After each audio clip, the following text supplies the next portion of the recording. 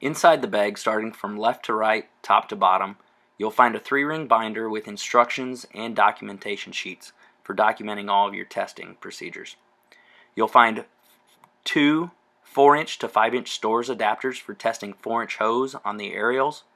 You'll find 2 5-inch Storz to 2.5-inch threaded couplings for testing the 5-inch hose.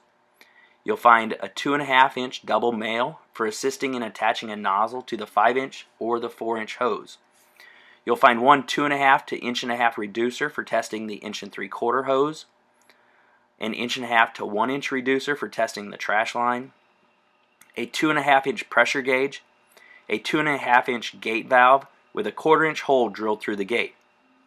You'll find a 25-foot section of new 2.5-inch hose, a box of stencils and stencil ink for marking the hose, markers for identifying the hose and marking the hose at the couplings for checking creep, and additional extra 2.5-inch gaskets if those are missing on the 2.5-inch hose or any of the 3-inch hose.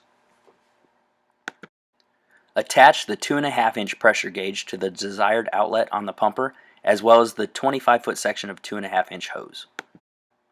On the other end of the 2.5-inch hose, connect the 2.5-inch gate valve as well as the appropriate adapters to test the hose. On the other end of the hose you are getting ready to test, attach the appropriate adapters if necessary, as well as the nozzle. The nozzle will facilitate bleeding the air out of the line, as well as bleeding the line down when you're done hose testing. While the line is flat, that would be the appropriate time to stencil the identification numbers, or on smaller attack lines using the markers to identify the line if it doesn't have numbers. Make sure that the hose line is laid out straight, and if there's any grade to the test site, that it is going uphill towards the nozzle. Once your test system is assembled, go ahead and charge to idle pressure or simply plug pressure.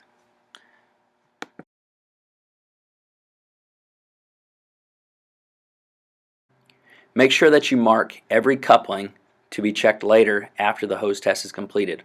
Also tighten any coupling if it has leaks. Thoroughly bleed the hose line of any air that may be within it. Once the line has been bled, go ahead and close the gate valve. Closing the gate valve will allow pressure to go through the 1/4-inch hole that's been drilled, but not the volume if the hose fails. That may cause bodily injury. You are now ready to pressurize the hose to the required test pressure. For 4-inch or 5-inch hose, that pressure will be 200 pounds. For 3.5-inch or smaller line, that will be 300 pounds. You will test the hose system for 3 minutes. When the test is complete, lower your pressure back to idle and go and test all of your couplings to see if there's any signs of creep. Make sure to do the correct documentation on the folder, sign it, and submit.